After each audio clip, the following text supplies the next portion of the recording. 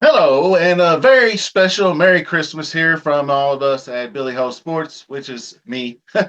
So we're traveling to Santa Anita Park. It's Boxing Day, the day after Christmas. They always have a great card. Today we're going to preview the Malibu Stakes, which is going to highlight the return of our Kentucky Derby winner, Mystik Dan. There's also several other really great races on the card. I've already downloaded the past performances. So we're going to go through them. I downloaded the early one for Malibu. So we got that one all squared away. I think I got that race pretty much figured out for the most part. It could go several different ways. We'll talk about that. And also subscribe to the channel, smash that like button. I really appreciate all the support.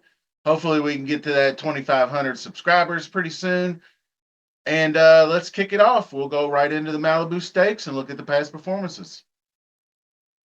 Okay, so we're going 7 furlong sprint from the chute, or not quite the chute, but down there, pretty far ways. $300,000 purse, 3 year olds. So these are some of the horses that were on the Derby Trail, which Ben Tornado turned out to be a really good sprinter after he had gone through these Florida thoroughbred races last year and won 4 straight to start his career, going 6 and 7 furlongs, and then didn't quite get there when they stretched him out. So they thought, well, we better go back to 7. He nearly wins the Saudi Derby, finishing behind Bookham Dano and Forever Young. And then you got the Gallant Bob victory and the Breeders' Cup Sprint. Surprising at 28-1, had it going on down the stretch, a half length lead, but then was just clipped by Straight No Chaser in that one. So Ben Tornado on paper looks like the fastest horse coming out of the one hole. Jose D'Angelo has been really just tearing things up here lately. So Luis Saez aboard once again. Hard to go against that one. Then you got the number 2 Pilot Commander. That's Bob Baffert. He's a sprinter by Justify. Bookend wins with a couple of seconds you can see in between here. San Vicente, that was way back, almost a year ago. Second place to Muth, and then took the year off and to train, and then came back at 40K and didn't quite get there. But the horse that beat him won the very next out as well. So that's a pretty key race. Then he came right back to win at 50K. So this is a move up in class, but one that, Baffert wouldn't put him there if he didn't think that he had a chance. So then you have Winterfell, which is another Bob Baffert horse. And this one has some good numbers as well. Going out, Bob Baffert with the speed once again. This one's kind of an early presser, speed horse, and so is Winterfell. 97 last out in the city of Laurel victory. So going from Laurel Park over to Santa Anita is, it's not like this is a class jump. Let's put it that way. Johnny V gets the ride though. So senior officers, the next up, Brad Cox shipping out west, 28% when he ships, 32% beaten favorite. He got beat in this 127,000 allowance by Harrodsburg. He did a lot of good work in that race. He had to check. He got a little bit too far back, I think, and Harrisburg got kind of loose on the lead and wasn't going to be caught. It was just one of those days. He closed very hard for second.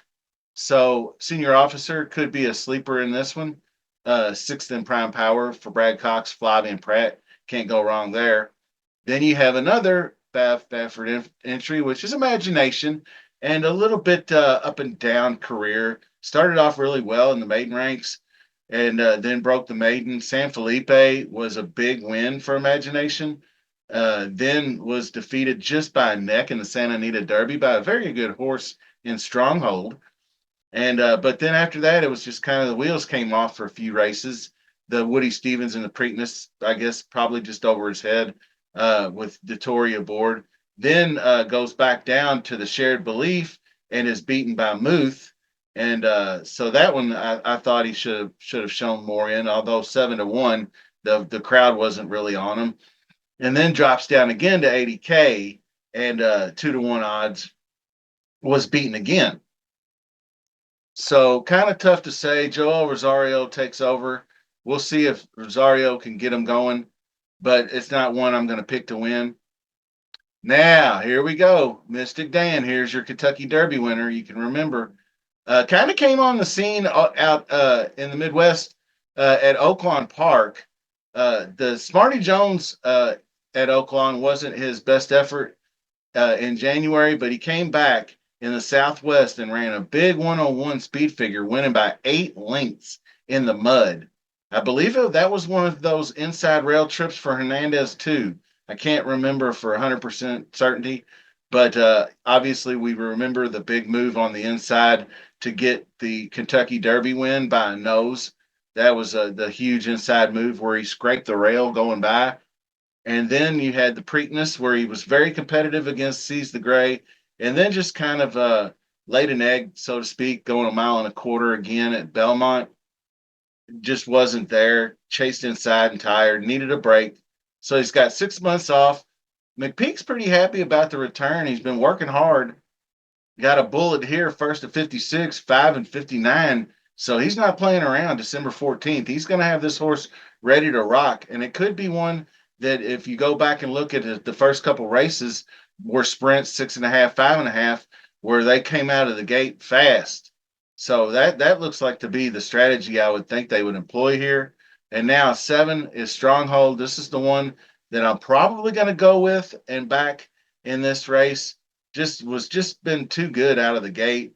And it's a horse that doesn't appear on paper to be like a super like fast sprinter, but it's very consistent across the board. If he's not running fast in the beginning, he's coming home strong.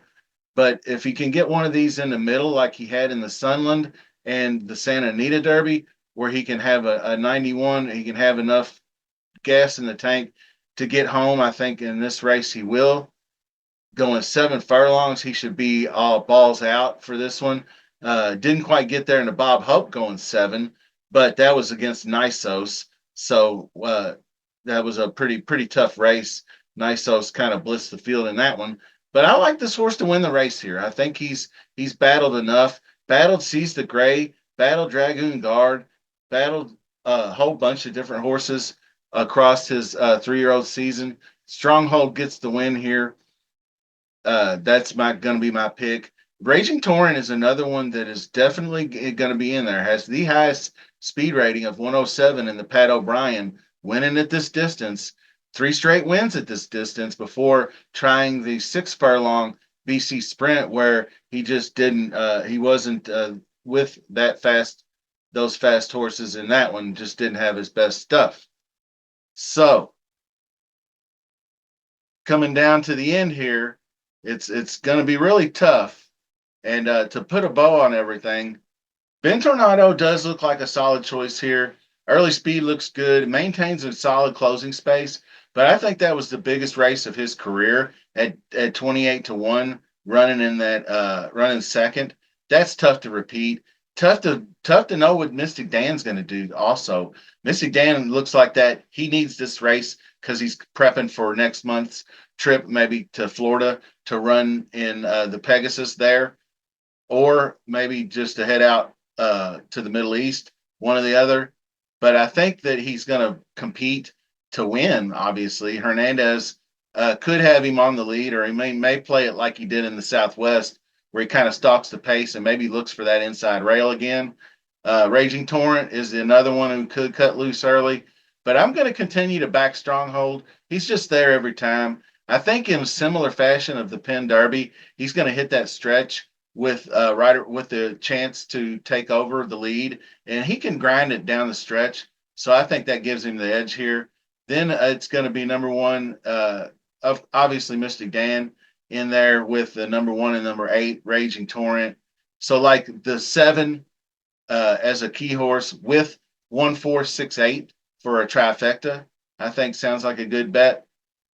I mean, I'm not a big Mystic Dan fan, but I will root for him as a Kentucky Derby winner. I want to see him run well, but I didn't have him in the Kentucky Derby and didn't have him in the Preakness, so to speak. So if Mystic Dan, I don't think wins this race, but you never know.